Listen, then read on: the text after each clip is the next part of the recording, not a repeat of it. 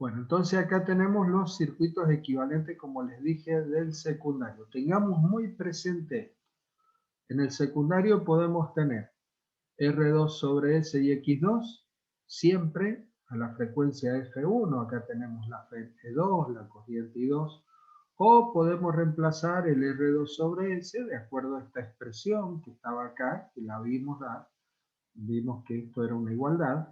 Entonces puedo decir que R2 sobre S lo puedo reemplazar con R2 y con otra resistencia en serie que es R2 por 1 menos S sobre S. ¿Ah? Bueno, vimos lo que representaba esa corriente al cuadrado multiplicado por la resistencia R2 es I cuadrado por R, que lo que es potencia, esa potencia que se disipa en forma de calor en esa resistencia, como es un circuito equivalente, entonces esa potencia disipada en forma de calor es equivalente a la potencia mecánica entregada, ¿no es cierto?, por ese rotor al eje.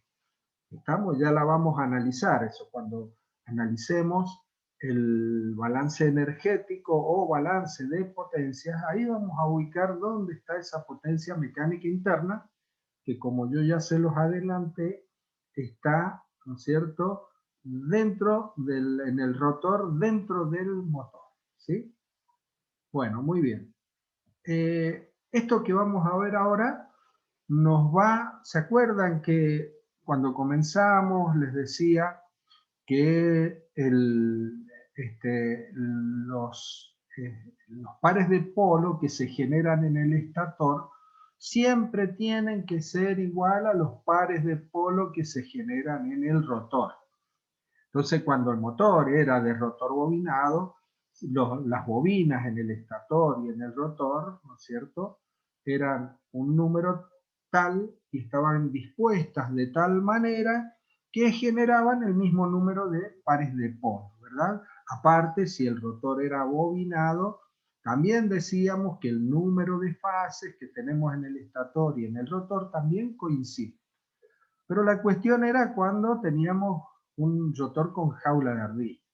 Si teníamos un rotor con jaula de ardilla, dijimos que el rotor, debido a que se generan fuerzas electromotrices inducidas y corrientes inducidas en ese rotor por inducción electromagnética, por lo tanto, debido a eso, la corriente que circula por el rotor genera un campo magnético alterno también, y ese campo magnético que genera en el rotor, ¿verdad?, tiene el mismo número de pares de polo que el estator.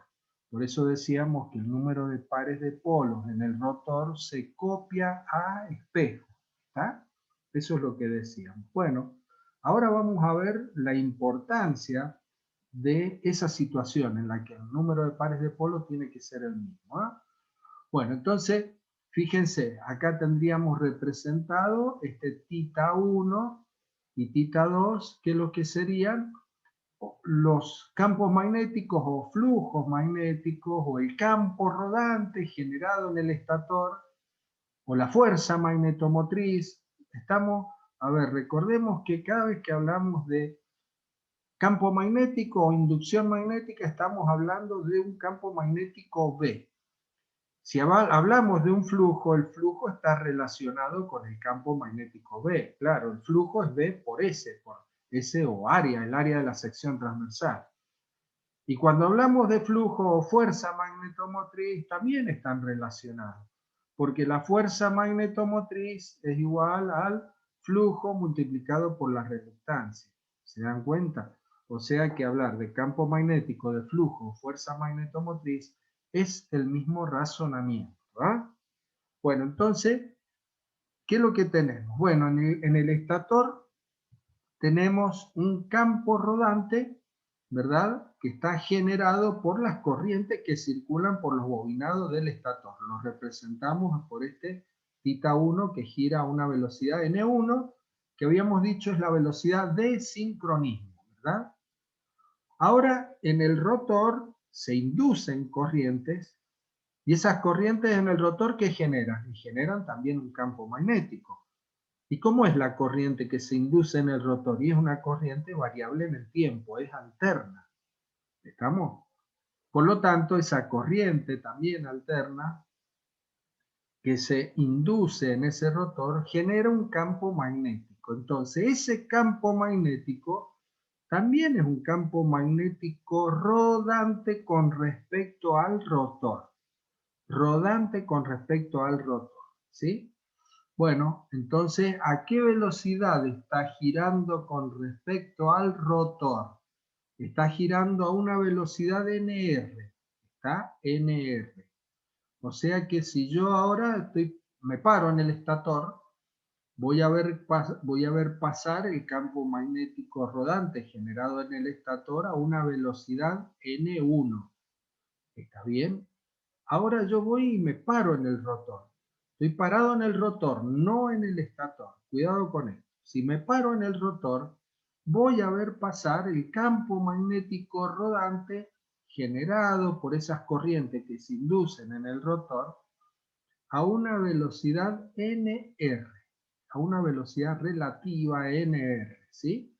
Bueno, veamos la velocidad del campo magnético rodante en el estator, es 60 por F1 dividido P. ¿Estamos?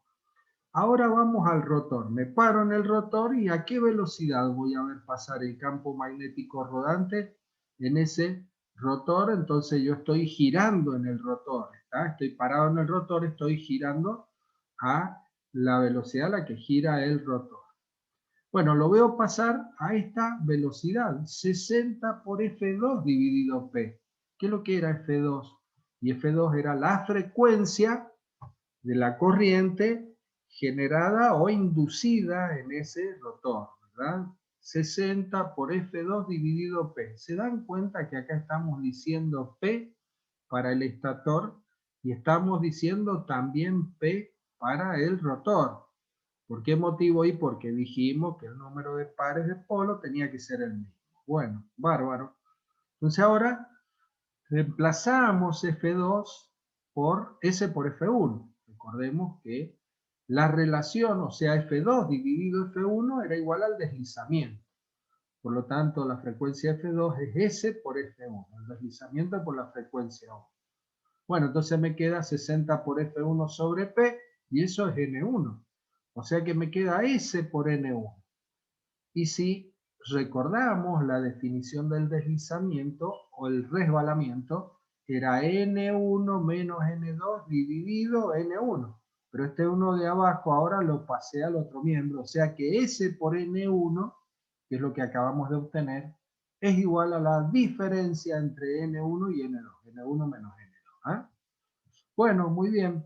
Entonces, fíjense, vamos a hacer un artificio matemático, ¿sí? Acá tenemos NR. NR es S por N1 o también es N1 menos N2. Entonces acá tengo, ¿ven? NR igual a que N1 menos N2. Y ahora sumo en ambos miembros N2. Sumo N2 y sumo N2. O sea que ahora fíjense, el N2 se me va con el N2. O sea que me queda que NR más N2 es igual a N1. ¿Qué es lo que significa esto? Bueno, significa ahora qué es lo que sería NR más N2. Yo les dije que NR era la velocidad del campo magnético rodante con respecto al rotor. O sea, estoy parado en el rotor y veo pasar el campo magnético rodante a la velocidad NR. Pero ahora si yo me paro en el estator, voy a ver pasar, ¿no es cierto? Ahora el campo magnético rodante a la velocidad nr más la velocidad a la que gira el rotor.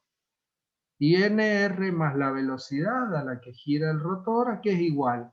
Es igual a n1.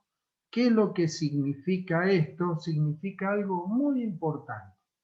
Que el campo magnético generado por el estator con respecto al estator gira a la misma velocidad que el campo magnético rodante generado con el rotor, pero visto desde el estator. O sea dicho de otra manera, que θ1 y θ2, que son los dos campos magnéticos, si yo estoy parado en el estator, los dos van a girar a la misma velocidad. Y eso es muy importante. ¿Por qué motivo? Y porque eso me dice ahora que el par generado en este motor va a ser un par constante. Recordemos la expresión del par electromagnético general, que era K por θ1 por θ2 por el seno del ángulo delta. Seno del ángulo delta. O sea que ese es el valor del par electromagnético. ¿Qué pasa con delta? Delta es constante, no cambia, porque los dos campos magnéticos referidos al estator, o mirándolo, los dos campos magnéticos desde el estator, parado en el estator, los dos van a girar a la misma velocidad y van a estar desfasados un determinado ángulo. ¿Estamos? Por lo tanto,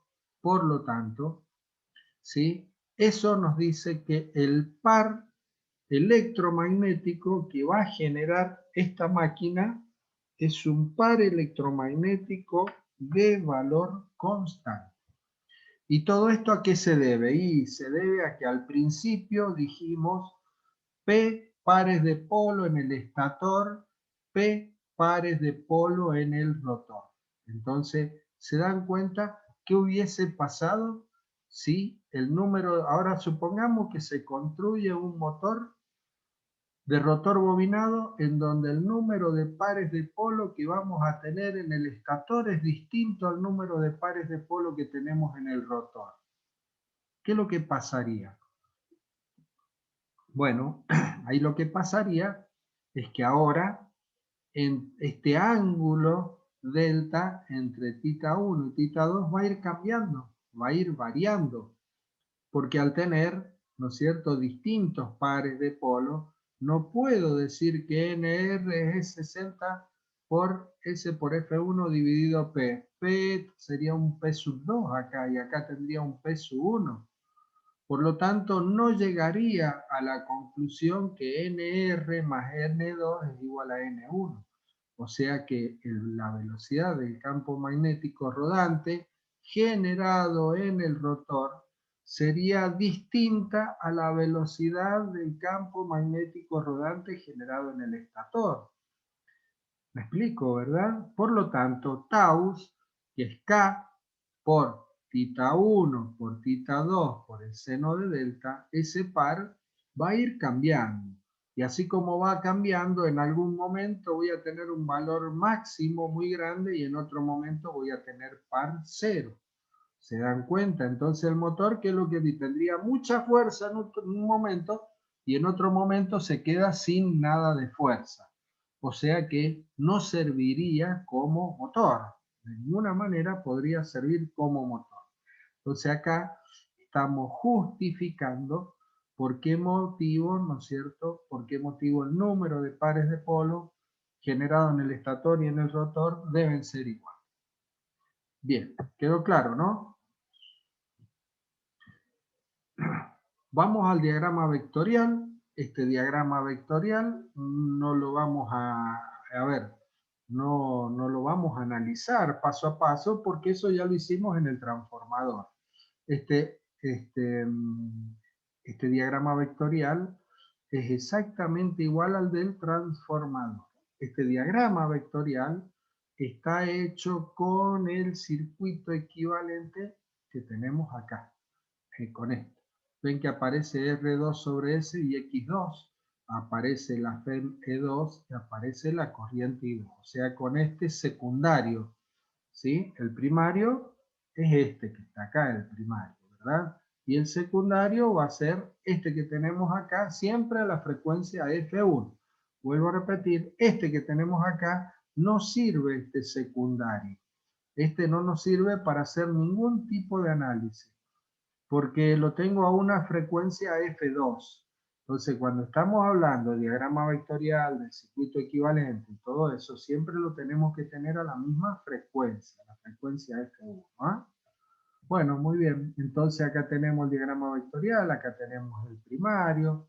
Ven acá la corriente de vacío I0. Acá tengo la corriente I2, ¿verdad? Esa corriente I2 en fase con I2, R2 por R2 sobre S por I2, en cuadratura, JX2I2, y ahí llego al valor de la Fm2. O sea que este diagrama vectorial, ¿sí? Vuelvo a repetir lo que siempre les dije en los diagramas vectoriales, está hecho totalmente fuera de escala, totalmente fuera de escala. Entonces, este diagrama vectorial corresponde a ese circuito equivalente que acabamos de ver. Bueno, las expresiones, la del primario, esta expresión que está acá es la que corresponde al primario del circuito equivalente. Esta expresión que tenemos acá, E2, la Fn2, es igual a R2 sobre S por I2, la caída que se produce en esa resistencia, más JX2 por I2, la caída que se produce en esa reactancia debido a los flujos dispersos o FEM no generada, ¿verdad? Bueno, la tangente de Φ2S, X2 sobre R2 sobre S, o sea, este valor sobre este valor, o en el otro caso X2 sobre S sobre R2, porque ahí dice 2S, ¿verdad? Entonces, podemos considerar eso, pero este sería el más adecuado, ¿eh? La corriente I1 es la sumatoria de la I0 más la I21, la I21 ya vimos que lo que era, ¿no es cierto? Era menos I2 sobre LI, ¿verdad? Muy bien, entonces ese es el diagrama vectorial. Y ahora nos está faltando hacer ¿qué cosa? Y nos está faltando este circuito equivalente que nosotros tenemos acá, constituido por este primario y por este o este secundario. Lo que nos está faltando ahora es eliminar esa rama magnética y reemplazarla por una rama eléctrica, exactamente lo mismo que hicimos con el transformador. O sea, sería el circuito equivalente reducido a la malla del primario, ¿sí? Es exactamente igual a lo del transformador. Bueno, entonces, ¿qué es lo que tenemos? Bueno, hasta ahora nosotros hemos obtenido dos relaciones de transformación. Una NU, que era para las tensiones, la obtuvimos ¿de dónde? Del estudio del motor como transformador, ¿sí? Circuito abierto, o sea, secundario abierto, y el rotor lógicamente detenido. Ese era el caso que levantábamos las escobillas en el motor de rotor bobinado, esas escobillas que asentaban sobre los anillos rosales. La segunda relación de transformación, que era la relación de transformación de corrientes, NI, la obteníamos a partir del estudio del motor como transformador a rotor bloqueado, ¿sí? Ahí sujetábamos el rotor para que no gire, esa era la situación que teníamos y le aplicábamos la tensión nominal, ¿sí? Situación de arranque. Y ahora nos está faltando una cosa. ¿Qué es lo que nos está faltando? Y bueno, si tengo una relación de transformación de tensión y una de corriente, bueno, me está faltando una más. ¿Cuál? La de las impedancias o resistencias, ¿sí? Impedancias o resistencias. Bien, para eso, para eso, lo que vamos a hacer es, ¿no es cierto?, aplicar, es decir, en el circuito equivalente hay algo que no cambia, ¿sí? Ya sea el circuito equivalente reducido a la malla del primario, a la malla del secundario, sin reducir, hay algo que no cambia, que es, ¿cierto?, el principio de igualdad energética. O sea que si nosotros decimos que ese motor tiene unas determinadas pérdidas en el cobre, en el rotor, esas pérdidas en el cobre, teniendo el secundario convencional con R2 sobre S y X2, o teniendo el otro diagramita, ¿no es cierto?, el otro circuito equivalente, no sé, donde aparecía R2, X2 y esa resistencia R2 que multiplicaba 1 menos S sobre S, cualquiera de la situación, obteniendo R2 y X2, ¿verdad? Cualquiera de esas situaciones, las pérdidas en el cobre son las mismas. Eso no cambia. Por lo tanto, podemos decir que M2 por R2 por I2 al cuadrado, ¿qué es lo que sería esto? Y serían las pérdidas en el cobre en el rotor. Cualquiera sea el tipo de rotor que tengamos. Rotor bobinado o rotor en cortocircuito sería lo mismo. Bueno, entonces ahora, si yo este rotor que tengo acá, ¿verdad? Esa pérdida la puedo poner ahora de la misma manera, pero reducida a la malla del primario. O sea que voy a poner M21, ¿ven? Estos ya son los parámetros reducidos. M21 por R21 por I21 al cuadrado. O sea que esta pérdida en el cobre en el rotor y esta pérdida en el cobre en el rotor es la misma. Pero ¿qué es lo que sucede con M21? Y M21, número de fases del secundario referido al primario, y es igual al número de fases del primario. M21 es igual a M1. Entonces reemplazamos M21 por M1, ¿verdad? Entonces me queda M1 por R21 por I21 al cuadrado, ¿sí? Bueno, entonces ahora de acá vamos a despejar R21, este R21, le paso R2 dividiendo acá abajo. Y el M1 y el I21 al cuadrado los paso dividiendo, ¿no es cierto?, acá al otro miembro. Entonces me queda R21 dividido R2. ¿Y qué es lo que es esto? Esta es justamente la relación de transformación, en este caso para las resistencias, que también se va a aplicar para las impedancias o para las reactancias. Eso es NZ, ¿verdad? Claro, porque miren, si R2 lo paso multiplicando, me queda NZ por R2. ¿Y qué es lo que es NZ por R2? Y va a ser igual a R21. Estoy reduciendo esa resistencia del secundario al primario. Por eso R21 dividido R2 va a ser igual a NZ. Bueno, entonces ¿a qué es igual? Bueno, va a ser igual a M2 por I2 al cuadrado, esto que teníamos acá, porque este lo pasé al otro miembro, dividido M1 dividido I21 al cuadrado. M1 dividido I21 al cuadrado. ¿Está bien? Esto está acá. Entonces ahora el I21 al cuadrado lo reemplazamos por I2 dividido NI. ¿Sí? Esto es vector, esto es vectorial. Acá estamos tomando los valores modulares. ¿Está claro? Es por eso que no consideramos el negativo, ¿verdad? Estamos hablando de módulo. De todos modos, si lo hubiésemos puesto y hubiésemos tratado con vectores, también está elevado al cuadrado, por lo tanto sería negativo. Pero no, el análisis es el siguiente. Yo estoy hablando acá de que del módulo I21, y estoy hablando acá del módulo de I2, ¿verdad? Entonces va a ser I2 dividido en I, y esto elevado al cuadrado, ¿verdad? Entonces fíjense, ahora distribuyo acá el cuadrado, me queda I2 al cuadrado, con este I2 al cuadrado se me va, y acá me queda NI al cuadrado en el denominador del denominador, que lo paso al numerador. Me queda M2 dividido M1 multiplicado por la relación de transformación de corrientes al cuadrado.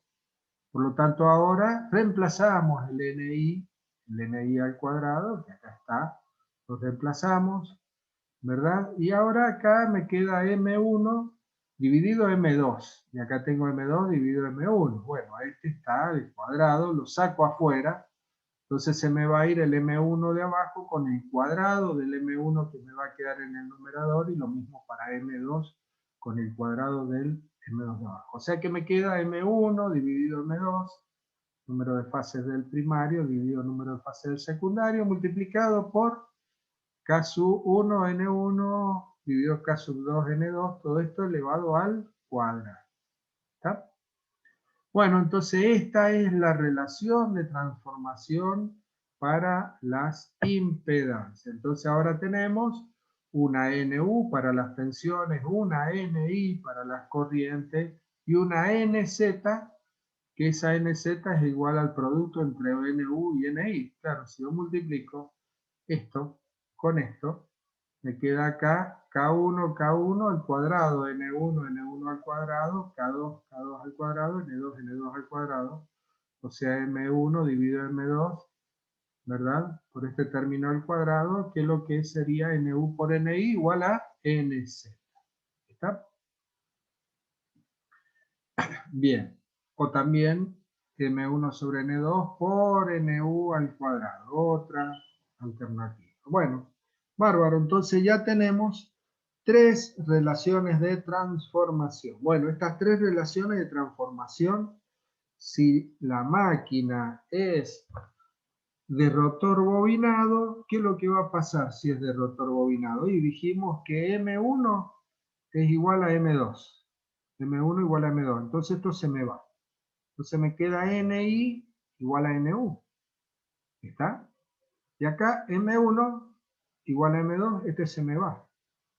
Entonces me queda que NZ es igual a NU al cuadrado. O sea que, a ver, voy a tener una sola relación de transformación que es la misma que teníamos para cuando estudiamos transformadores.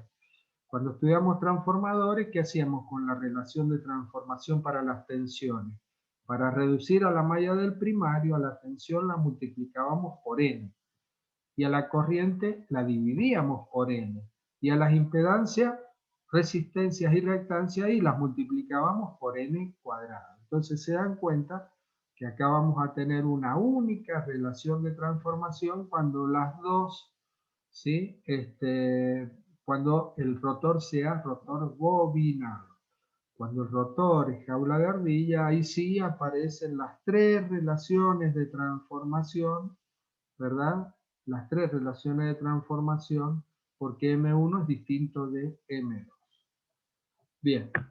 Bueno, entonces fíjense que acá ya tendríamos el circuito equivalente, ya lo estamos reduciendo a la malla del primario. ¿Y cómo me doy cuenta? Ahí, porque acá ya puse E21, puse R21, X21, Y21, R21 por 1 menos S sobre S, se dan cuenta, ¿no? Pero cuidado, todavía estoy manteniendo acá esto y ahora tengo que sacar este circuito magnético y reemplazarlo ahí por una rama eléctrica que ya sabemos, esa rama eléctrica era una impedancia Z0 que denominábamos, ¿verdad? Entonces debemos hacer lo mismo. Bueno, acá aparece cuidado porque acá hay algo que nos aparece que no estaba en el transformador, aparecen las constantes, número de fase, M21 y K21. Pero M21, ¿sí? Cuando yo tengo ese M2, número de fase del secundario, que lo refiero al primario, M21 va a terminar siendo igual a M1. Lo mismo para la constante, factor de arrollamiento, K21, que reducido a la malla del primario, es decir, el K2 que teníamos anteriormente, cuando lo estoy reduciendo a la malla del primario es K21, que va a ser igual a K1. ¿Sí? Bueno, esto es lo que tenemos acá. ¿Ven? M21 es igual a M1, K21 igual a K1, N21 igual a N1. Bueno, entonces ahora vamos a tratar de, bueno, acá vamos a, nuevamente, vamos a justificar lo que yo les decía recién, ¿no es cierto?, con respecto a las relaciones de transformación. Acá tenemos que la FEM E21 va a ser 444 K21 por F1, hay una única frecuencia, multiplicado por N21 multiplicado por el flujo máximo, y esto va a ser igual como K21 es igual a K1 y N21 es igual a N1. Me queda que E21 va a ser igual a E1. Y claro, no puede ser de otra manera. Porque cuando nosotros ahora sacamos esto, que es lo que nos está faltando, sacar esto y poner una rama eléctrica, y la FEM que tengo de un lado o del otro lado es lo mismo, porque ya estoy con una rama eléctrica. Este que está acá ya no es E2. E2 es distinto a E1. Pero cuando yo hago la reducción a la malla del primario, E21 va a ser igual a E1. O sea que lo único que nos está faltando ahora es esto, ¿ven? Sacar esa rama que teníamos ahí magnética y poner esta rama eléctrica que ya sabíamos que estaba constituida por un Z0 y vamos a ver acá que ese Z0 se puede transformar en un R0X0 en serie o en un R0X0 en paralelo. ¿Ah? Esto ya nomás lo demostré. Bueno, pero se entiende, ¿no? La idea, ¿verdad? Se entiende Sí, qué profe. pasa con esta Sí, profe. FEM, ¿ven? La FEM21, ven acá, la FEM21 igual a la FEN1 o menos de 1, claro, porque si ahora tengo una rama eléctrica, las tensiones que tengo de un lado y del otro son iguales, ¿sí? Pero, a ver, no perdamos de vista que ¿para qué hacíamos todo esto? ¿Para qué estamos haciendo todo este? Es un lío bárbaro todo esto, ¿no? De fórmula, de desarrollo, es toda una historia. Pero ¿para qué motivo? ¿Y para qué? Para llegar a esto. ¿Y qué es lo que es esto que tengo acá? Y el circuito equivalente del motor, ¿no es cierto? Reducido a la malla del primario. O sea que cuando yo tengo que analizar toda una red eléctrica y me aparece un motor, está en ese estudio que yo tengo que hacer, por ejemplo, en un estudio, un análisis de cortocircuito, y aparece un motor, el transformador ya sabíamos qué es lo que era, y lo reemplazábamos por una impedancia que era la Z de cortocircuito. Y al motor lo vamos a reemplazar por esto, por estas tres impedancias que si quieren hacemos el paralelo de Z0 con Z21, le sumamos Z1 y obtengo una impedancia equivalente total también para el motor. ¿Estamos? O sea, a eso queremos llegar, al circuito equivalente reducido, ¿verdad? A la mínima expresión que podemos poner este motor. ¿Eh? Bueno, a ver, y todo este desarrollo es para demostrar o para llegar a estos circuitos que estamos acá. Pero después la parte práctica, o sea, todo este es el desarrollo analítico, el desarrollo teórico. La parte práctica es simple. ¿Por qué motivo? Porque después R1, X1, R21 sobre S, X21, R0, X0, todos estos parámetros del circuito equivalente, ¿cómo se obtienen? Se obtienen de una forma muy simple, a través de dos ensayos, igual que en el transformador. ¿Cómo obteníamos en el transformador R1, X1, R21, X21, R0, X0? A través del ensayo de vacío y a través del ensayo de cortocircuito, ¿verdad? Bueno, acá es exactamente lo mismo. Un ensayo con rotor libre o en vacío sería desde aplicarle la tensión al motor, hacerlo girar libremente y con eso vamos a obtener los parámetros R0 y X0, ¿verdad? Y luego hacemos el ensayo a rotor bloqueado, bloqueamos el rotor, le aplicamos la tensión nominal y con eso vamos a obtener R1, X1, R21 sobre S y X21. ¿Me explico? Entonces, la obtención de los parámetros es simple, se hace a través de dos ensayos muy fáciles, ¿verdad? Y con eso podemos obtener ese circuito equivalente completo. Bueno, el lío es llegar a todo el desarrollo analítico, ¿eh? Porque bueno, todo esto, sí, lógicamente tiene que tener su desarrollo, su justificación de por qué motivo es así. Bueno, muy bien. Entonces, hemos llegado hasta acá. A ver, lo que les acabo de explicar es para que ustedes, ¿no es cierto?, digamos, tengan la perspectiva general de todo esto que estamos viendo. ¿Para qué lo estamos viendo? ¿Para qué hacemos todo este lío? ¿A qué queremos llegar? ¿Sí? Estoy tratando de darle un poquito de sentido práctico a todo este desarrollo analítico que estamos haciendo. ¿Eh? Bueno, muy bien. Entonces ya tenemos acá, ¿sí? Habíamos dicho que E21 es igual a E1. ¿sí? Y E21, ¿cómo lo obtengo? Y E2 multiplicado por la relación de tensión. Y la I21 iba a ser igual a I2 dividido NI, la relación de transformación de corriente. ¿Y cómo tengo R21? Y el R2 lo multiplico por la relación de tensión por la relación de corriente, ¿verdad? Y obtengo R21. Lo mismo X21 y lo mismo Z21. ¿Ah? Bueno, todo este es el desarrollo analítico y ahora vamos a buscar o vamos a reemplazar ese circuito magnético, ¿sí? Que es lo único que nos estaba quedando, sacar el circuito magnético y poner acá una rama eléctrica. Bueno, entonces acá tenemos, ¿sí? Bueno, el desfase, Φ2S, ya los vimos recién en el diagrama vectorial, es lo mismo que vimos en el diagrama vectorial.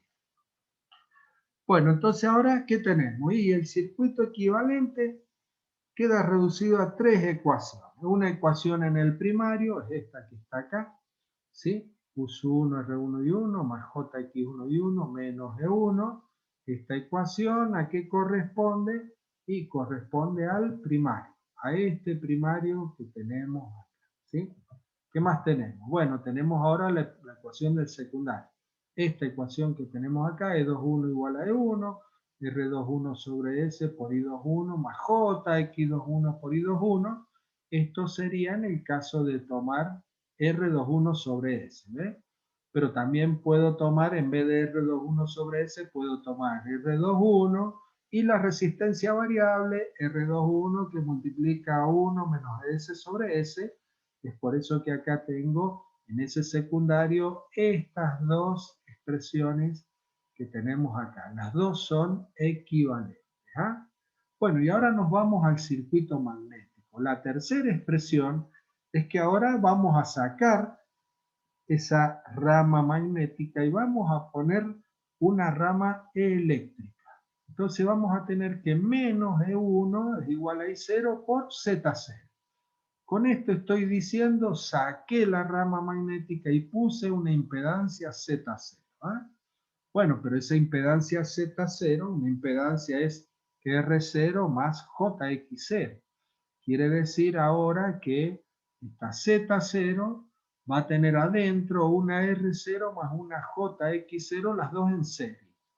¿Esto qué significa? Y significa que lo que estoy haciendo es esto que está acá, ¿ven? Acá tengo la I0, acá tengo la Fe menos E1 y acá reemplacé, esta sería la Z0, que tiene una R0 y una JX0, las dos en serie. ¿Está? Entonces, un detalle, presten mucha atención. ¿Por qué? Porque acá estoy considerando solamente I0. La I0 la estoy haciendo circular por Z0. La I0 la estoy haciendo circular por Z0. Bueno, pero ahora trabajemos un poquito, ¿verdad? De acuerdo a todo lo que ya conocemos de electrotecnia. Ahora trabajemos acá con el R0 y el X0, o en vez de poner la impedancia, pongamos la admitancia. Despejo acá yo, hice. El Z0 pasa dividiendo, ¿eh? Entonces me queda menos E1 dividido Z0 igual a menos E1 por I0. Claro, la admitancia es la inversa de la impedancia. Pero a su vez la admitancia tiene dos componentes. La conductancia y la susceptancia. Este es el mismo estudio que hicimos en el transformador. No es nada nuevo, es lo mismo. Negativo, ¿por qué? Y porque si yo tengo una Z0 que tiene una R0 y una JX0, esta JX0 es inductiva. Entonces quiere decir que la Z la tengo en el primer cuadrante, por lo tanto ahora la I va a estar en el cuarto cuadrante. Por eso es que va a ser G0 menos JB0. ¿Va? Bueno, entonces ahora reemplazo, en vez de poner G0, pongo su igual, que es la inversa. G0, la conductancia, es la inversa de la resistencia. Entonces acá aplico distributiva, me va a quedar menos E1 dividido R0. ¿Estamos? Menos R0. Entonces ahora, la otra parte acá multiplico y divido por J, ¿sí? El complejo J, Me queda J cuadrado acá y me queda abajo J. El J cuadrado es menos 1, que con este menos se hace más. Por eso que acá me aparece más menos E1 dividido J. ¿Ven? Acá está en el denominador. JX0.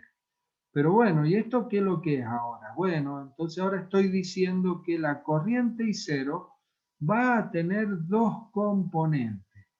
Una componente, ¿no es cierto?, que va a ser la corriente histerética, y esa corriente histerética va a estar circulando por una R0, y vamos a tener la otra componente que es una componente magnetizante, que es esta que está acá, y que va a estar circulando por una X0. Entonces, en este análisis, en este estudio, y acá viene la que por ahí se les hace lío, se confunden, yo puedo tener dos circuitos equivalentes. Un circuito equivalente en donde considero solamente la corriente de vacío, por eso es que pongo R0 y X0 en serie, y otro circuito equivalente en donde no considero la corriente I0, estoy considerando sus componentes, la corriente histerética y la corriente magnetizante. ¿Queda claro?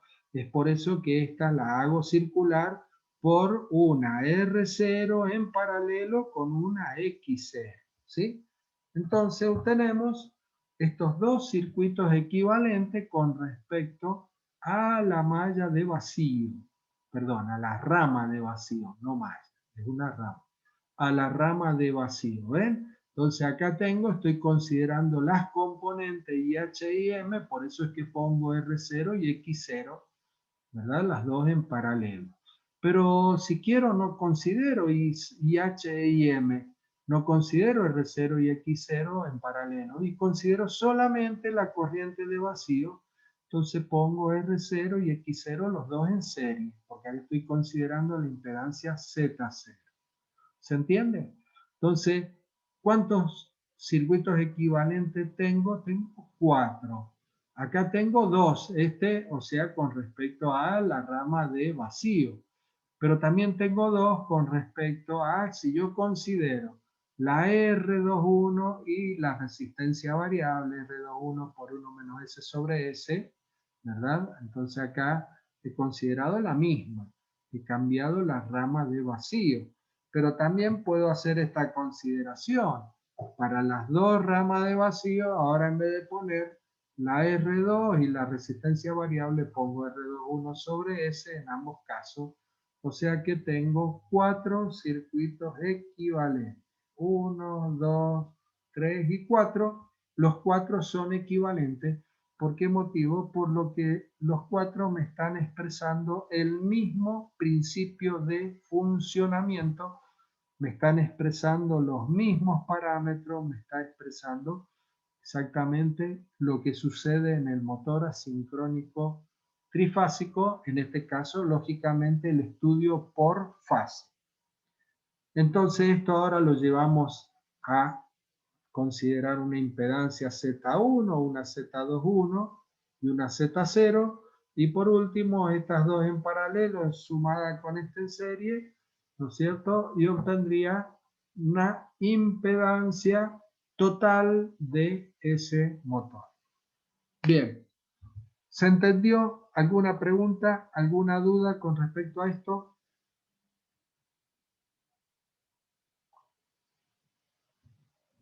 Profe, yo no entiendo la resistencia variable 2.1, ¿de qué era? La resistencia variable 2.1 es una resistencia, ¿sí?, que esta resistencia, cuando circula esta corriente por esta resistencia, por efecto Joule, ¿sí?, por efecto Joule produce calor. Esa es potencia eléctrica que se transforma en calor. ¿Estamos? Bueno, el equivalente a ese fenómeno que nosotros tenemos acá, ¿no es cierto? El equivalente a esa potencia que se está disipando en forma de calor es la potencia mecánica interna que tenemos en el eje del motor. ¿Sí? Ah, bien. ¿Estamos? ¿Por qué? Porque acordate que esta es una máquina rotativa, ¿o no?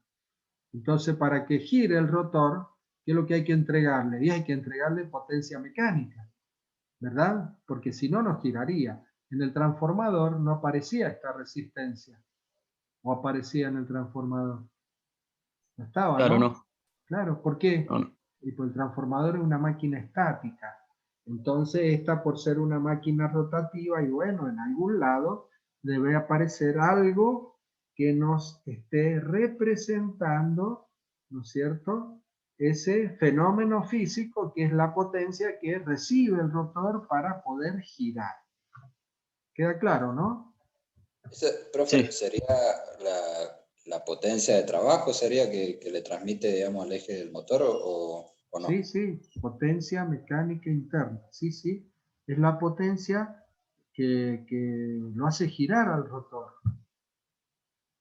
¿Sí? Bien, Ahora lo vemos, ¿sí? Ahora vamos a ver la potencia justamente. Acá empezamos, potencia, ¿sí? Ahora vemos y vamos a estudiar y volvemos a analizar esta potencia mecánica. ¿Eh? Bueno, miren, partimos de dónde? Y partimos del circuito equivalente del secundario. Circuito equivalente del secundario me decía que E21, R21 sobre S por I21 más J, X21 por I21, ¿de qué estoy hablando? Estoy hablando de esto, ¿no? De este circuito equivalente acá, ¿ves? E21 igual a I21 que multiplica a R21 sobre S más J I21 por X21. ¿Estamos? Ahí está. Esto que tengo acá. ¿Eh? Bueno, ahora vamos a hacer un artificio matemático. Multiplicamos por M1 y 2,1 en ambos miembros. Acá, ¿verdad? Y acá me queda M1 por E21 por I21. Y ahora acá voy a multiplicar por M1 y 2,1, pero ya tengo I21. Entonces me queda I21 al cuadrado. M1 por R21 sobre S por I21 al cuadrado más JM1 X21 por I21 al cuadrado. ¿Está? Bueno, entonces, ¿de qué estamos hablando? Y acá ubiquémonos también, porque esto, a ver, todo esto, este análisis teórico que nosotros estamos haciendo, lo tenemos que imaginar también de qué estamos hablando, de qué parte estamos hablando del motor, ¿no? Y estamos hablando de quién, estamos hablando del rotor. Esto que nosotros estamos viendo acá, este circuito equivalente, esta parte del circuito equivalente, ya sea esta o ya sea esta que tenemos acá, cualquiera de las dos, nos tenemos que ubicar que eso es el rotor, es la parte del circuito equivalente correspondiente al rotor. Esto que yo tengo acá es la parte del circuito equivalente correspondiente a quién, al estator. Esto es lo que pasa en el estator. Y esta parte que yo tengo acá, ¿qué es lo que sería esto que yo tengo acá? Y esto es lo que está sucediendo en el entrehierro, porque entre el estator y el rotor tengo un circuito magnético, que ese circuito magnético lo representaba acá. ¿Qué es lo que sería esto? Ese es el entrehierro, ese espacio de aire que tengo entre el estator y el rotor, que bueno, lo tengo que eliminar y lo tengo que transformar en una rama eléctrica, que es esto que está acá. ¿Me explico, no? ¿Queda claro? Esto para que, a ver, para que nos ubiquemos de qué estamos hablando, ¿no? Que no solamente estos son fórmulas, no, no, no.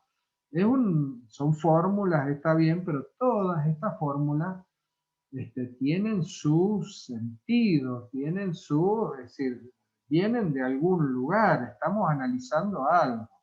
Bueno, estamos analizando esto que yo les digo en el rotor. Bueno, entonces, fíjense, esto que tenemos acá M1 por E21 y 21, esto es lo que está recibiendo el rotor.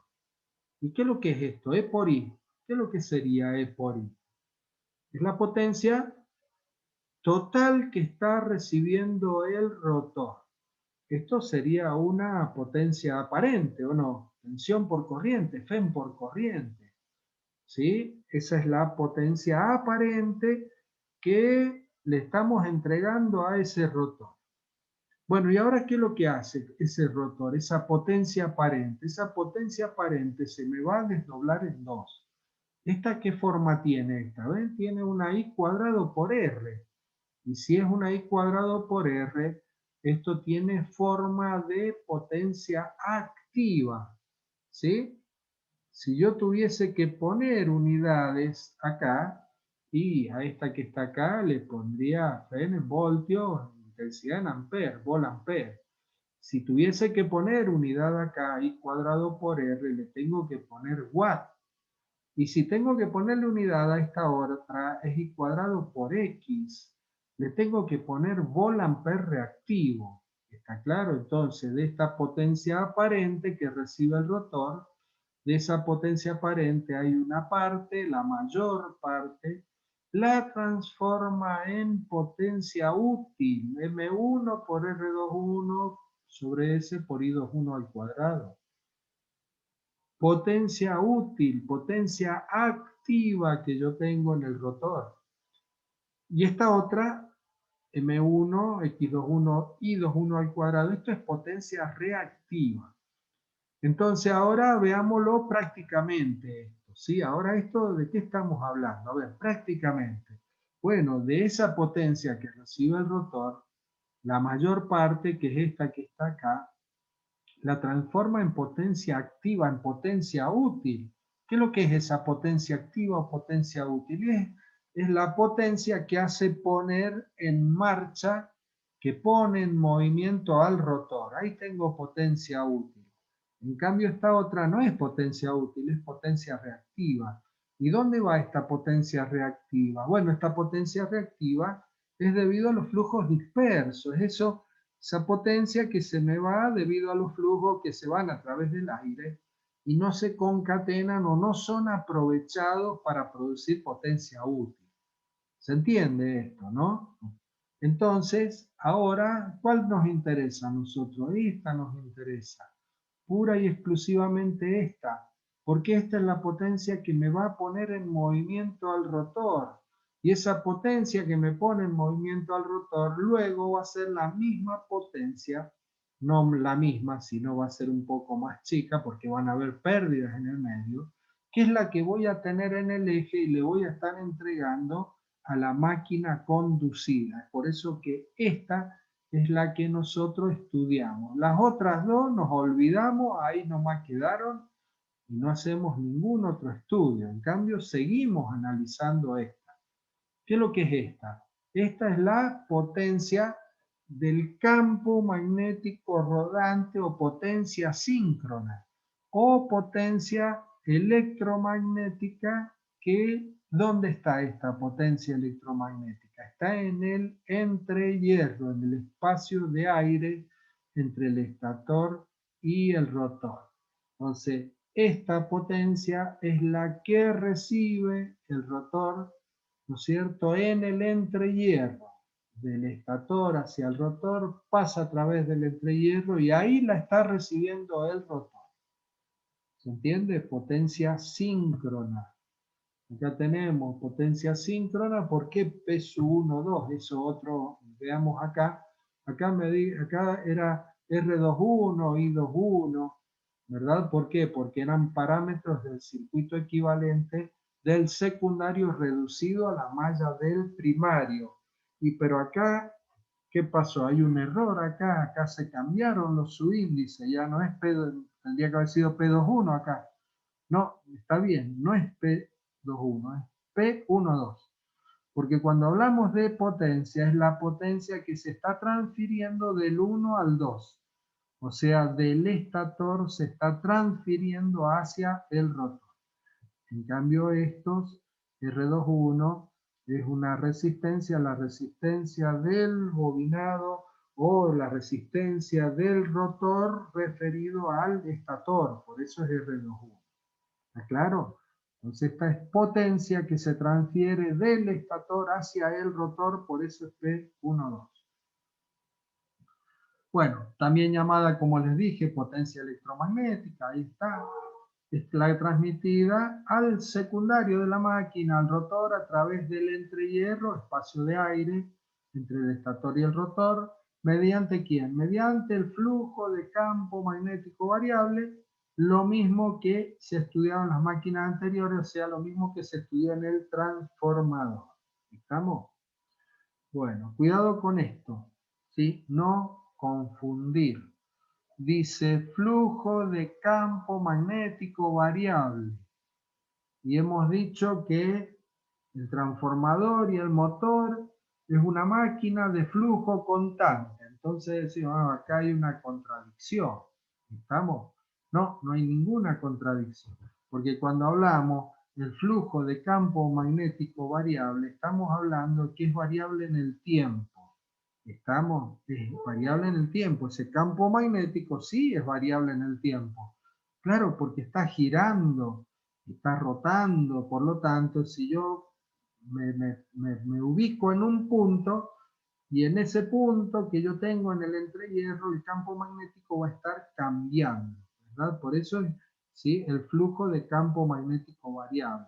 Pero si yo ahora analizo el módulo que va a tener ese campo magnético que está girando, el módulo del campo magnético que está girando es constante. Entonces, cuando hacemos referencia a que es una máquina de flujo constante, estamos haciendo referencia a ese módulo del campo magnético que es ese que está girando y que se está moviendo. Y cuando hacemos entonces, hablamos de que es variable porque es variable en el tiempo. ¿Sí? Bueno, quedó claro esto, ¿no? Bueno, pérdidas en el cobre. Entonces ahora de la potencia síncrona vamos ahora a pasar, nos metemos al rotor. Y cuando nos metemos al rotor, ¿con qué nos encontramos? Y lo primero con lo que nos encontramos son con las barras, ¿no es cierto?, de la jaula de ardilla o con el rotor bobinado. Entonces, ¿qué es lo que tengo? Ahí tengo pérdidas en el cobre. Entonces, esas pérdidas en el cobre que tenemos acá, pérdidas en el cobre 2, son las pérdidas en el cobre en los bobinados o en la jaula de ardilla del rotor, ¿verdad? Ya que es igual IM2 por R2 por I2 al cuadrado, o si yo lo quiero tomar referido a la malla del primario, va a ser M1 por R21 por I21 al cuadrado. ¿Está claro? Esto es lo que, de donde partimos, ¿no es cierto? De donde partimos para encontrar la relación de transformación de la resistencia o de las impedancias, ¿verdad? Bueno, entonces ahora sigo más hacia adentro. ¿Y qué es lo que, con qué me encuentro? Y me encuentro ahora con la potencia mecánica interna, ¿sí? Potencia mecánica interna. ¿Dónde tengo esta potencia mecánica interna? Es la que tengo en el eje del rotor dentro del motor. A esto denominamos potencia mecánica interna y es la potencia que hacíamos referencia recién con la resistencia variable del circuito equivalente. ¿Está claro esto? Bueno, entonces esta potencia mecánica iba a ser lo que recibió el rotor a través del entrehierro. ¿Qué recibió? Recibió esto, la potencia síncrona. Y de esta potencia síncrona, ¿no es cierto? Si yo le resto las pérdidas en el cobre que yo tengo en ese bobinado rotórico, en esa jaula de ardilla rotórica, obtengo la potencia mecánica interna. Miren, les voy a mostrar el esquemita del balance energético. Un segundito, esperen que abra otro archivo acá. ¿Sí? Esperen que abra acá. Y le muestro para que se ubiquen de qué estamos hablando, de este balance energético, que esto ya lo vamos a estar viendo posiblemente el viernes que viene. ¿Ya?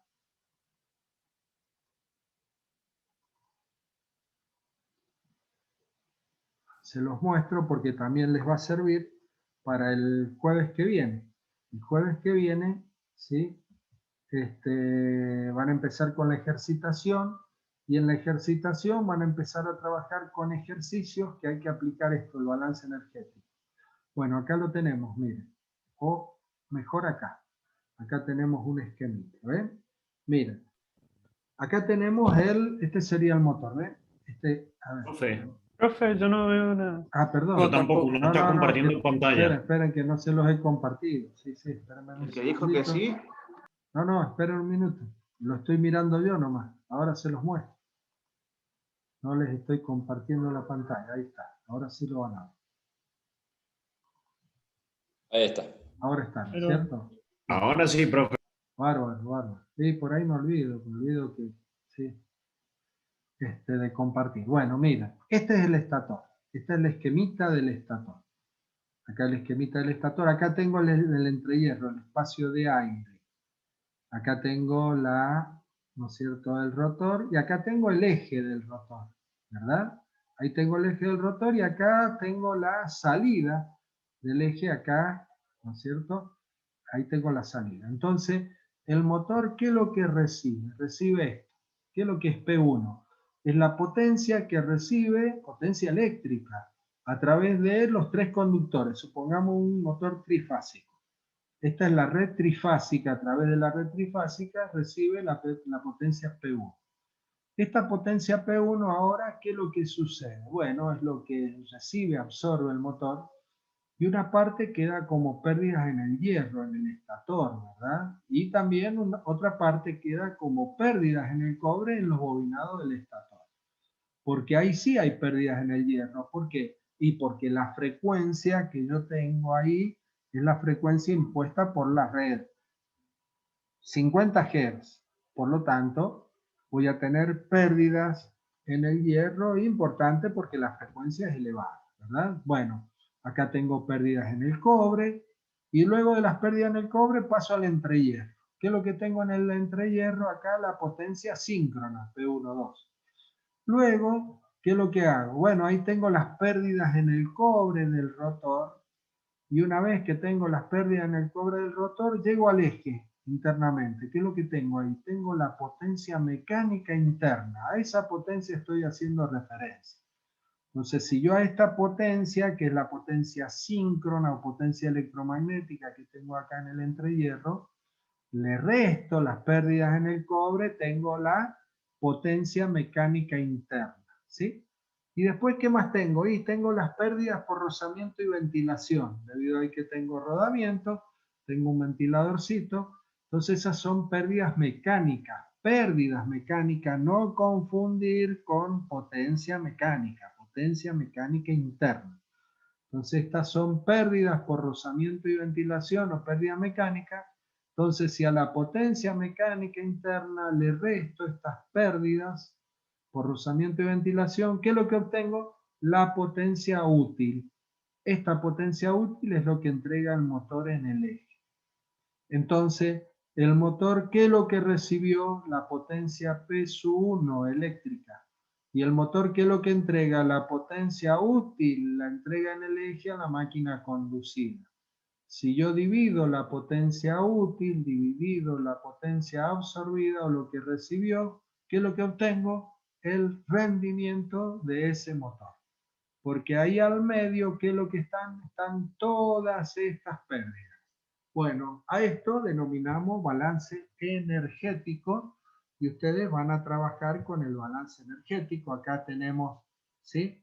Acá tenemos todo el desarrollo, ven, con cada una de sus fórmulas. Esto ya lo vamos a ver la clase que viene, pero bueno, valía la pena hacer una pequeña introducción, primero para que entendamos qué es esa potencia mecánica interna y dónde está, y aparte para que ya tengan una idea de este balance de potencia o balance energético. ¿Ven? Potencia absorbida, que es lo que queda en el estator, pérdidas por calor o pérdidas por efecto Joule, pérdidas en el cobre 1, pérdidas en el hierro del estator, y ahí llego a dónde, al entrehierro. En el entrehierro que tengo la potencia síncrona.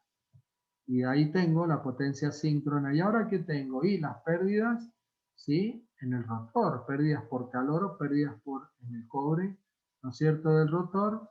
Y ahí tengo las pérdidas en el hierro del rotor. Pero ¿qué pasa con estas pérdidas en el hierro?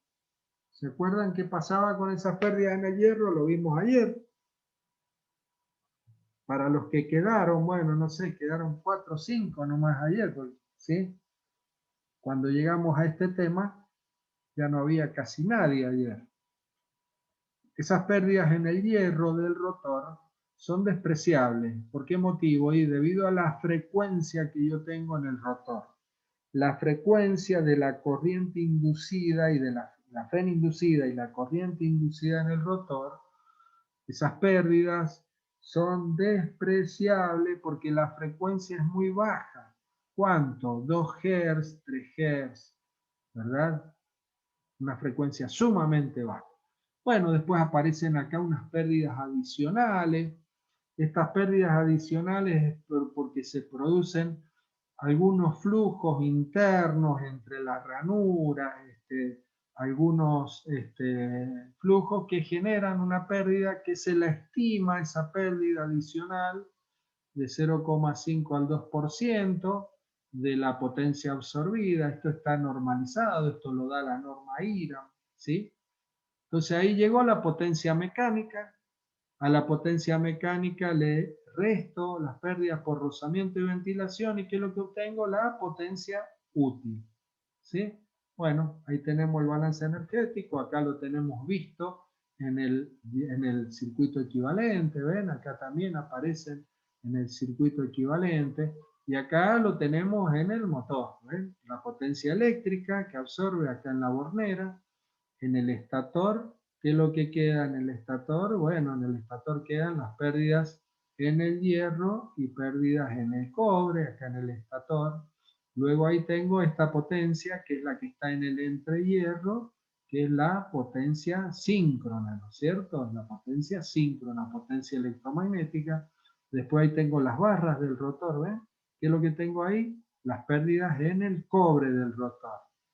Esas pérdidas en el cobre del rotor, ¿sí? Después vienen las pérdidas en el hierro, que las pérdidas en el hierro no las consideramos, las despreciamos. Aparecen esas pérdidas adicionales que simplemente es entre un 0,5 a un 2%, y ahí tengo la potencia mecánica interna, acá adentro, acá en el eje. Bueno, si le resto las pérdidas mecánicas, obtengo la potencia útil, que es la potencia de salida en el eje. ¿Eh?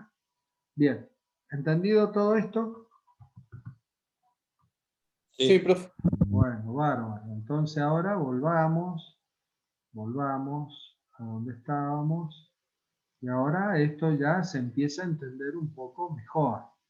Ahora vamos ya con un poquito más de fundamento sobre, ¿sí?, esto que estamos diciendo acá. Bueno, entonces ven, tengo las pérdidas en el cobre. Entonces ahora tengo la potencia mecánica interna. Potencia mecánica o mecánica interna. No confundir esto, la confunden mucho con la potencia útil también, la potencia mecánica. Dice potencia mecánica, es la potencia que tenemos, la salida del eje. No, esa es potencia útil. Esto está en el eje, pero dentro del motor. Bueno, es la potencia síncrona menos las pérdidas en el cobre. Menos las pérdidas en el cobre, entonces ahí le resto, ¿ven? Las pérdidas en el cobre, que es lo que es M1, R21 por I21 al cuadrado. Y la potencia síncrona, ¿qué era? Y era lo mismo, nada más que R21 dividido S. La potencia síncrona, ¿ven? M1, R21 sobre S por I21 al cuadrado. Entonces, cuando nosotros restamos, me va a quedar que va a ser M1 que multiplica a 1 menos S sobre S por R21 por I21 al cuadrado, ¿no? O sea que, fíjense en ustedes que cuál es la diferencia que existe entre las pérdidas en el cobre del rotor. A ver, ya terminamos de ver esta expresión.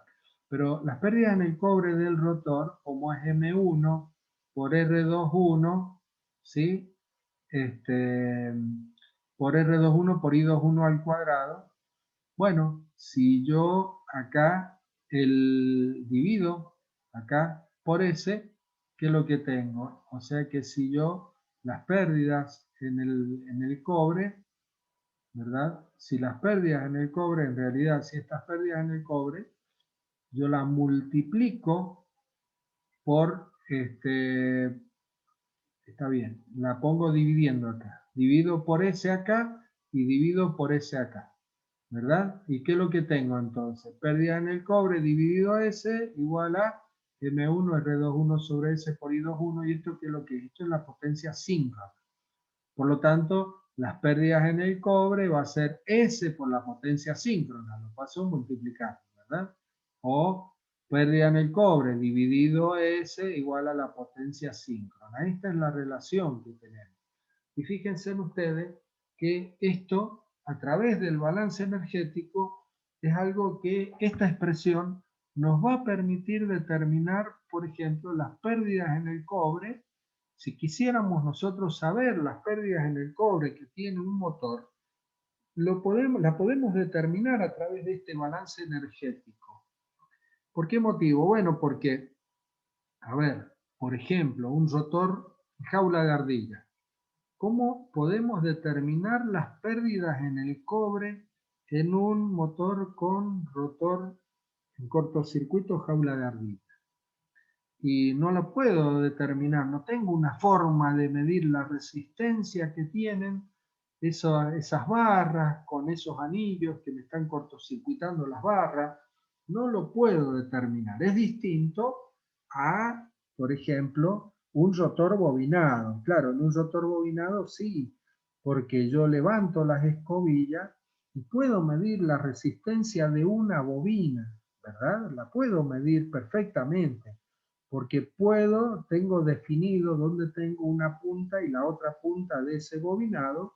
Por lo tanto, por cualquier método de medición de resistencia, puedo medir la resistencia de ese bobinado, y si tengo la resistencia de ese bobinado, con la corriente nominal que va a circular elevado al cuadrado multiplicado por esa resistencia, tengo la pérdida en el cobre en esa fase.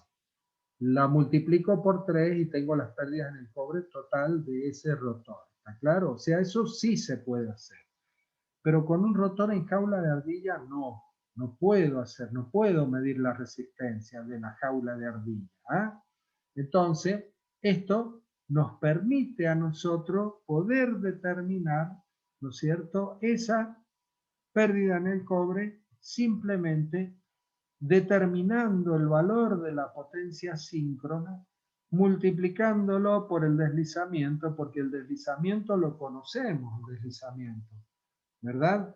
¿Por qué motivo? Y porque yo miro la chapa del motor, la placa del motor, y esa placa del motor me dice, ¿no es cierto?, cuál es el número de revoluciones de ese motor. Ojo, el número de revoluciones que me da es el número de revoluciones cuando el motor está entregando su potencia nominal. ¿Estamos? Cuando entrega su potencia nominal, esa es el número de revoluciones. Ese sería N2.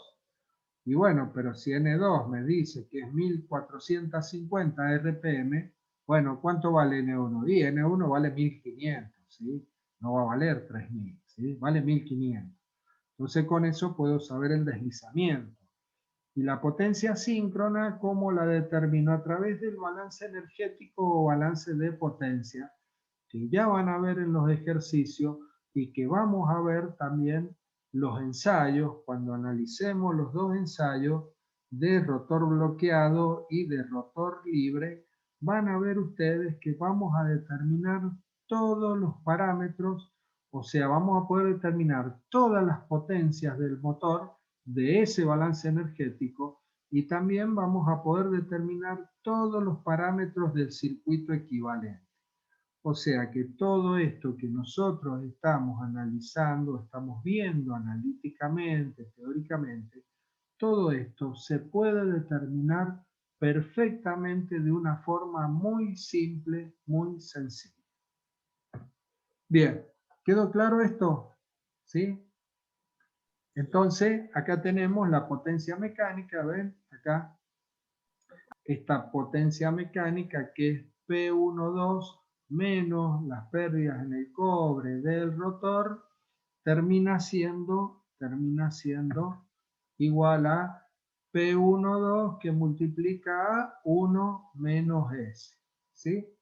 A ver, ¿y esto de dónde sale? Esto sale de acá. Sale, ¿ven? P12. ¿Qué es lo que es P12? Y va a ser M1, ¿no es cierto? Multiplicado por R21, multiplicado por I21 al cuadrado, esto dividido S. Esto dividido S. ¿Está bien?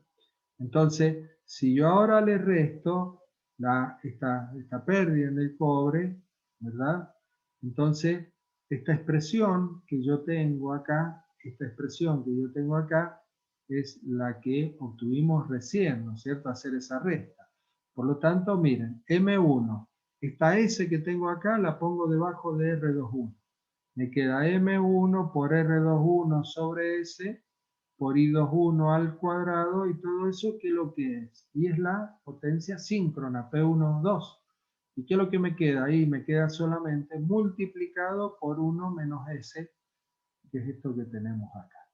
Entonces P12 que multiplica a 1 menos S, esa es la potencia mecánica interna. O sea que fíjense, con el balance energético, una vez que ya llegué a la potencia síncrona, con el deslizamiento puedo saber la potencia mecánica interna y puedo saber las pérdidas en el cobre del rotor. ¿Se entendió todo esto? ¿Está claro? Sí, profe, está claro. Bueno, bárbaro. Bueno, terminamos con todo circuito equivalente, terminamos con la potencia. Esto es un tema muy cortito, ¿qué es lo que sucede, por ejemplo, este ciclo de carga variable? ¿Qué pasa cuando un motor funciona con distintos estados de carga? Esto es más o menos el mismo análisis o el mismo estudio que se acuerdan que hicimos cuando analizamos el transformador, que trabajaba con distintos estados de carga a lo largo de un determinado periodo de tiempo, ¿verdad? Entonces que ahí determinábamos las pérdidas en el hierro, las pérdidas en el cobre, en fin. Bueno, acá esto es lo mismo. Tenemos un motor que trabaja ahora con distintos estados de carga en un determinado periodo de tiempo. Entonces el motor está trabajando esto, a pesar de que está expresado en kilowatts, estamos hablando de potencia, de la potencia que entrega el motor, ¿sí? De la potencia que entrega. Aunque lo más correcto, ¿verdad? Lo más normal, digamos, lo más normal, es hablar de la potencia que entrega en HP, ¿no es cierto? Horsepower, o de caballo vapor, ¿sí? Bien, entonces, pero bueno, acá lo estamos expresando en kilowatts.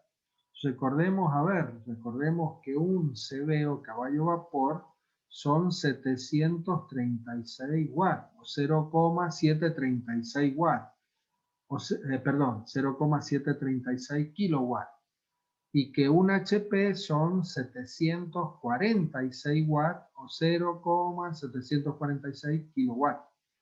Por lo tanto, yo puedo expresar, trabajar en kilowatt, HP o CV, porque existe una relación entre esos parámetros.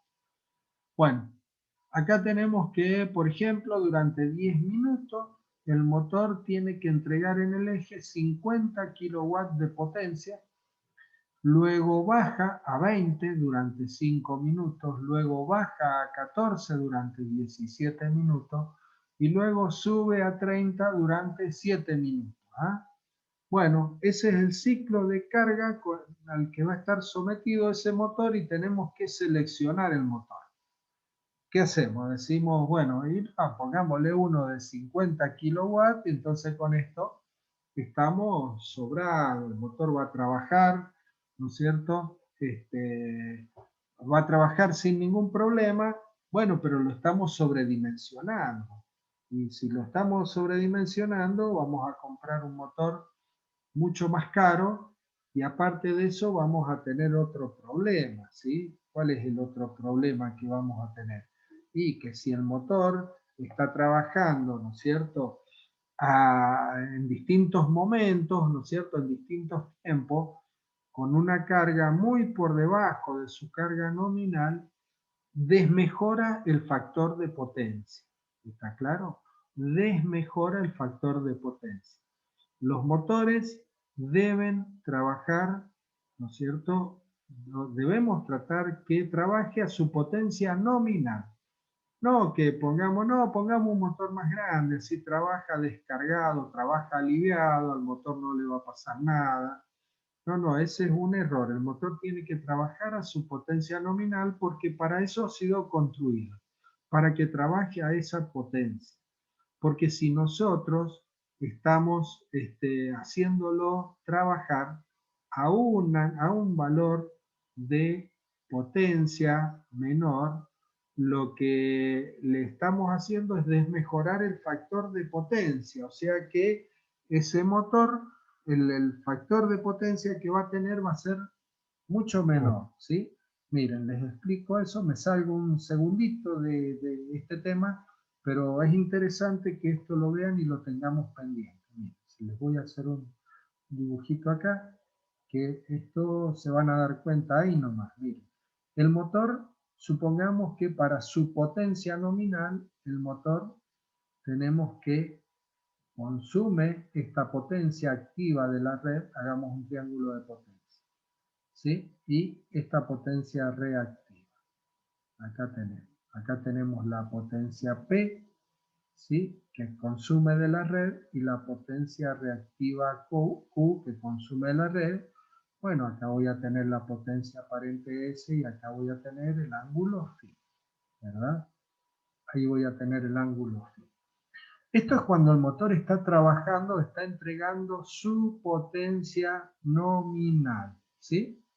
Su potencia nominal. Bueno, ¿qué es lo que sucede? ¿Qué es lo que sucede cuando el motor ahora no entrega la potencia nominal, sino que está entregando menor potencia en el eje? Bueno, si está entregando menor potencia en el eje, va a estar consumiendo menor potencia de la red, menor potencia eléctrica, cuidado.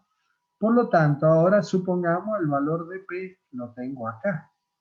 Pero ¿qué pasa con Q? El valor de Q no cambia, porque la potencia reactiva que está tomando de la red es esa potencia reactiva, esa potencia de la potencia aparente es la que está tomando y está transformando para, digamos, en flujos, en campos magnéticos. Entonces, el campo magnético generado, el flujo generado, no depende de la carga, ¿verdad? Sino que depende de la tensión aplicada. Y como el motor está trabajando a la misma tensión, expresión de Boucher, ¿no? La FEN, 444, frecuencia, flujo, número de espira. Entonces, el flujo sigue siendo el mismo, la potencia reactiva que consume sigue siendo la misma. Por lo tanto, miren, ahora voy a tener esta situación. Va a estar consumiendo menor P, la Q sigue siendo la misma. Miren qué pasó ahora. Acá voy a tener un valor de S' y acá voy a tener un valor de Φ'. ¿Qué pasó? Φ' es más grande que el ángulo Φ. ¿Se dan cuenta? Y si el ángulo Φ es más grande, el coseno es menor. Significa que el factor de potencia va a ser menor. Significa que un motor que no está trabajando a plena carga, lo que está haciendo está desmejorando el factor de potencia en esa instalación. ¿Quedó claro? ¿Se entendió? Sí, Sí, se profe. entendió. Bueno, bueno. Esta vez sí Pero son... no Sí. trabajaría forzado si ponemos uno más chico y lo hacemos trabajar a 50 ahí, por ejemplo. Claro, ahora No lo viene haría mal. ahí viene el análisis, ¿sí? Ahora viene el análisis, exactamente. Bueno, mira, lo que tenemos que hacer es sacar, ¿no es cierto?, la media cuadrática. La media cuadrática con respecto a la potencia, ¿sí? La media cuadrática, o sea, no es el valor promedio entre 50, 20, 14 y 30, no, porque los tiempos que tenemos son distintos. Por eso ¿sí? Esto es, ¿sí?, pura y exclusivamente una expresión del análisis matemático. La media cuadrática, la raíz cuadrada de la potencia al cuadrado en cada uno de los estados por el tiempo dividido el periodo total. Esto, llevado ahora a nuestro ejemplo, ¿sí?, sería 50 multiplicado por 10 minutos, más 20 multiplicado por 5 minutos, más 14 multiplicado por 17 minutos, más 30 multiplicado por 7 minutos, todo esto dividido por la suma de los tiempos, porque este es el periodo en que se vuelve a repetir todo esto. Entonces dividido 39 segundos. Cuando sacamos esta cuenta me dice que es 30,6 kilowatts.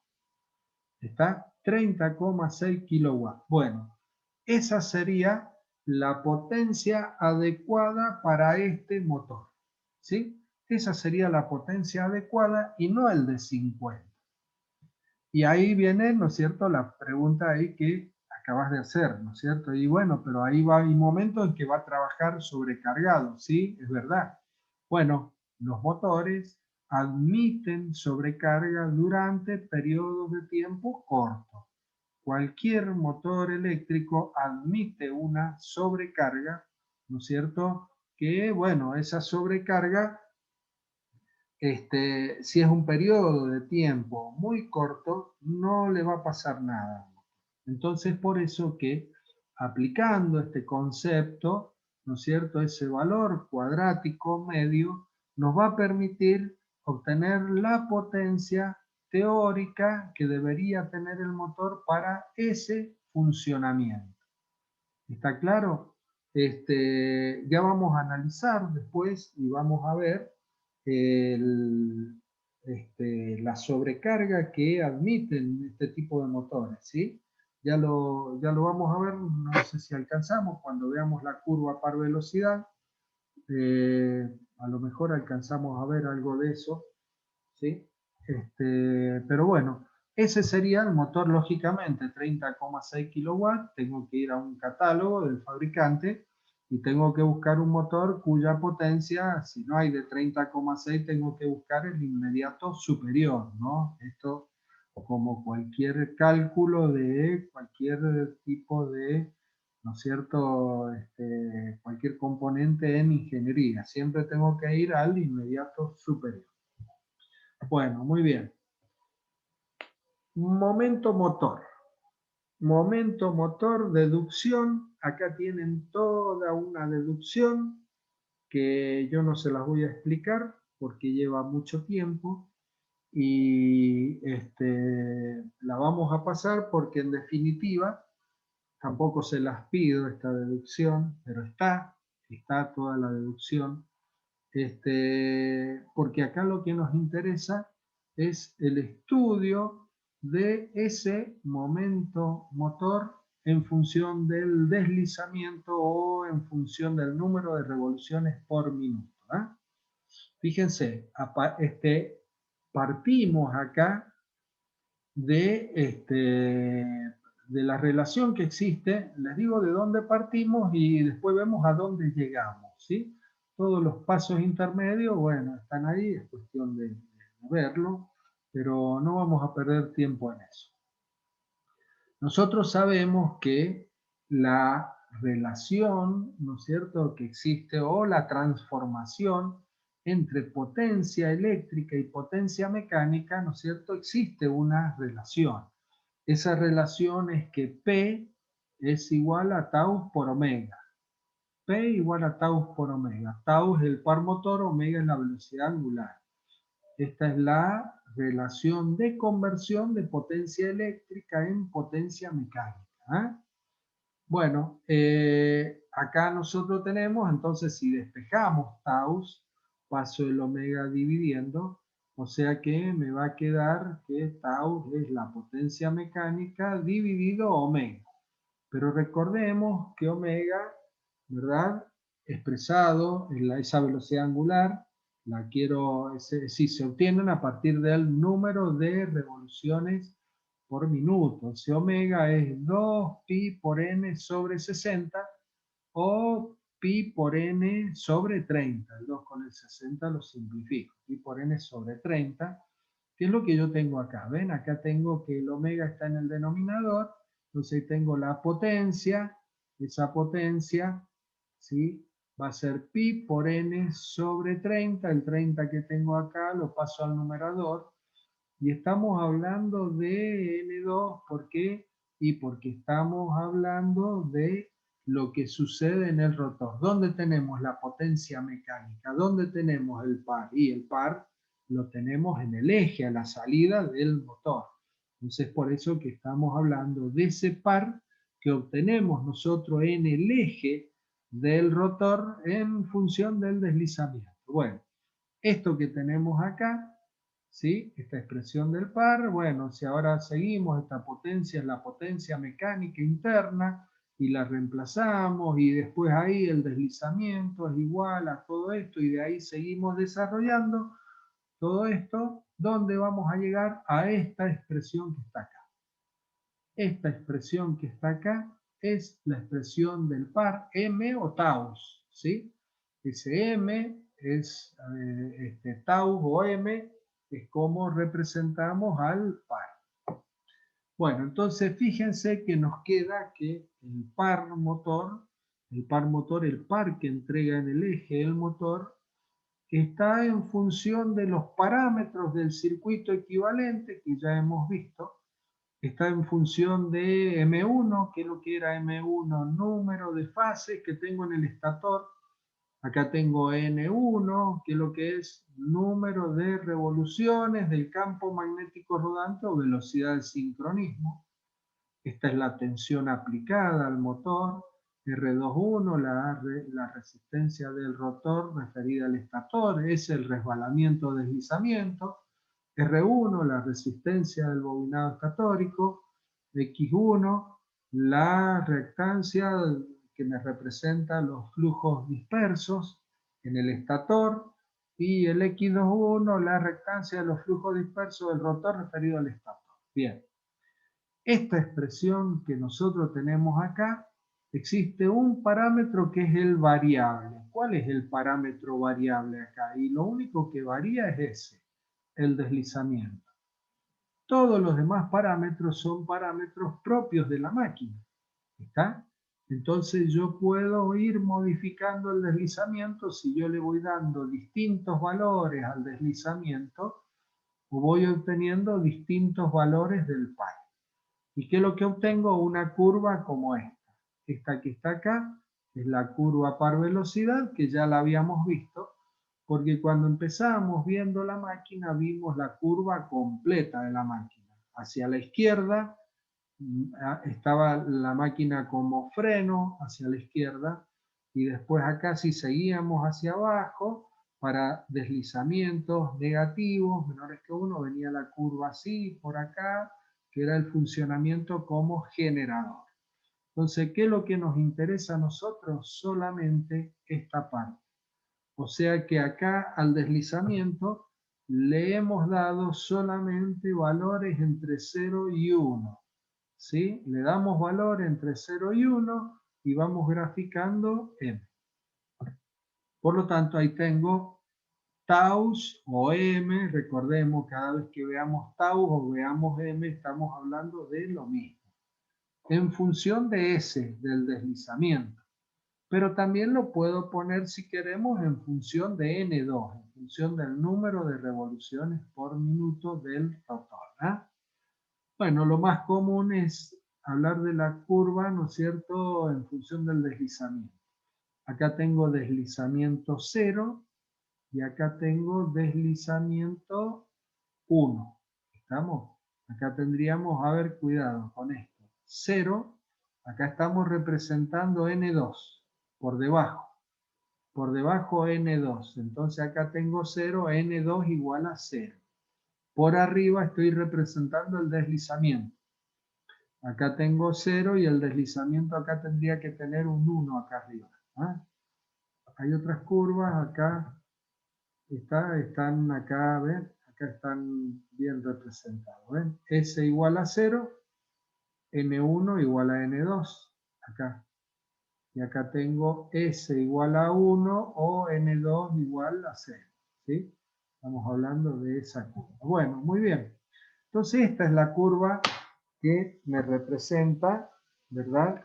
Esta es la curva par velocidad de este motor. ¿Ah? Estas curvas que vemos acá en azul son las curvas del par resistente. Par resistente. Acá tengo un par resistente constante y acá tengo un par resistente que va aumentando en función de la velocidad. ¿Sí? ¿Qué es lo que podría ser este par resistente? Este par resistente que va aumentando en función de la velocidad, por ejemplo, puede ser una bomba de agua, una bomba centrífuga, o puede ser un ventilador centrífugo. A medida que va tomando mayor velocidad, ¿no es cierto?, mayor es el par resistente que se genera. Esta otra que tenemos acá puede ser, por ejemplo, un par resistente generado en por ejemplo, en una grúa que levanta un peso. El peso en un principio es cuando mueve o levanta el peso, ahí es cuando tenemos el máximo par. Pero una vez que lo levanto el peso es constante. Entonces por eso que el par que tenemos acá representado es un par constante. ¿Ah? Bueno, un detalle de esta curva, ven que acá hay un par de arranque. Acá hay un par de arranque. Acá tenemos un par máximo, que es este que tenemos acá, desde acá hasta acá, lógicamente representado sobre el eje. Acá es el par máximo. Y acá aparecen dos zonas, me dice estable hacia la derecha, inestable hacia la izquierda, que ya vamos a ver a qué hace referencia. ¿Eh? Bueno, pero esta es la curva par velocidad. Otra cosa interesante acá de observar, fíjense que el par de arranque siempre tiene que estar por encima del par resistente. ¿Ven? Los dos pares resistentes están por debajo. Y claro, entonces por eso si yo tengo el par de arranque más grande que el par resistente, y lógicamente el motor va a arrancar. Si yo este par resistente lo hubiese tenido cualquiera de los dos por encima, acá arriba, por encima del par de arranque, y el motor no se va a poder la carga, por lo tanto el motor no puede arrancar. ¿Eh? Bueno, muy bien. ¿Se entendió entonces esto? ¿Se entendió esta expresión que tenemos acá? Es la representación entonces esa curva del par en función del deslizamiento solamente para valores de deslizamiento entre 0 y 1. Bien, hay un deslizamiento que es el Profe, deslizamiento. disculpe, Sí, ¿esa división de inestable y estable es solo para la curva de que estaba de color morado? sí, es para la curva par velocidad. Perfecto. Es para esta. Ya lo analizamos, ¿sí? Esto que tenemos acá, nosotros, a ver, ¿a dónde tenemos que llegar? Y nosotros tenemos que llegar a esto, ¿ves? ¿Sí? Análisis y conclusión. Esto tenemos que ver. Y en estas conclusiones, ahí vamos a explicar por qué una parte es estable y la otra parte es inestable. ¿Eh? Pero completemos esto, ¿eh? Completemos esto un poquito. Fíjense, acá tenemos otra expresión, esta que está acá, deslizamiento crítico. ¿Qué es lo que es el deslizamiento crítico? El deslizamiento crítico es aquel deslizamiento donde tenemos el par máximo. ¿Sí? O sea que acá, este punto que yo tengo acá es un punto de deslizamiento crítico. Acá tengo el S crítico. ¿Por qué? Y porque acá tengo el par máximo. ¿Sí? Esto lo podemos ver acá en esta curva. ¿Ven? Acá tengo ese crítico. ¿eh? Ahí tengo el par máximo. Por lo tanto, ahí tengo el valor del deslizamiento crítico. Este es un número que va desde acá hasta acá. Este es el deslizamiento crítico. Claro, porque el deslizamiento igual a 0 lo tengo acá. Ojo, no está en el origen de coordenadas. El deslizamiento 0 igual acá, en este punto. Y ya lo vemos por qué. Bueno, entonces, ¿se dan cuenta? Deslizamiento crítico es donde está el par máximo. Entonces, ese deslizamiento crítico, ¿sí? Ese deslizamiento crítico se obtiene, ¿sí? Ahora, ¿qué es lo que hacemos? Vamos a derivar, ¿sí? El deslizamiento, ¿no es cierto? Vamos a el par, lo vamos a derivar con respecto al deslizamiento y lo vamos a igualar a cero. Cuando ese par lo derivamos, ¿sí? Y lo igualamos a cero, ¿qué es lo que estamos diciendo? Y lo que estamos diciendo es que estoy acá en este punto. La curva par velocidad, que es esta, si yo derivo la expresión del par con respecto al deslizamiento, y lo igualo a cero, quiere decir que estoy en este punto, acá estoy. Y porque acá la pendiente que yo tengo en este punto es horizontal.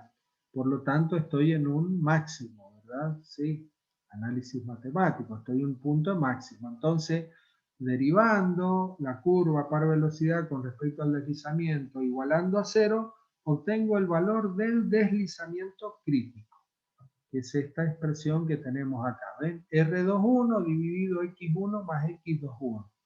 Esa es la expresión del deslizamiento crítico. Ahora, si este deslizamiento crítico lo reemplazo acá en S y en S, ¿qué es lo que voy a obtener acá? Y voy a obtener el par.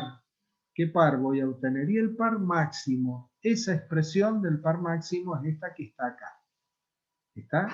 Ahí tengo la expresión del par máximo. Bueno, bárbaro. O sea que acá tenemos tres expresiones fundamentales que no las demostramos, pero sí las utilizamos. ¿Ah? Sí la utilizamos. La expresión del par en función del deslizamiento, la expresión del deslizamiento crítico, que es esta otra, y la expresión del par máximo. Esta expresión del par máximo, ¿no es cierto?, me va a estar dando este valor que tengo acá. Bueno, con esas tres expresiones, llegamos al análisis y conclusiones de esta curva, que debido a que nos quedan 9 minutos, no la vamos a alcanzar a ver, ¿sí? Vamos a quedar a mitad del camino porque hay que dedicarle un tiempo, esto hay que explicar varias cosas. Entonces, lo que vamos a hacer, ¿sí?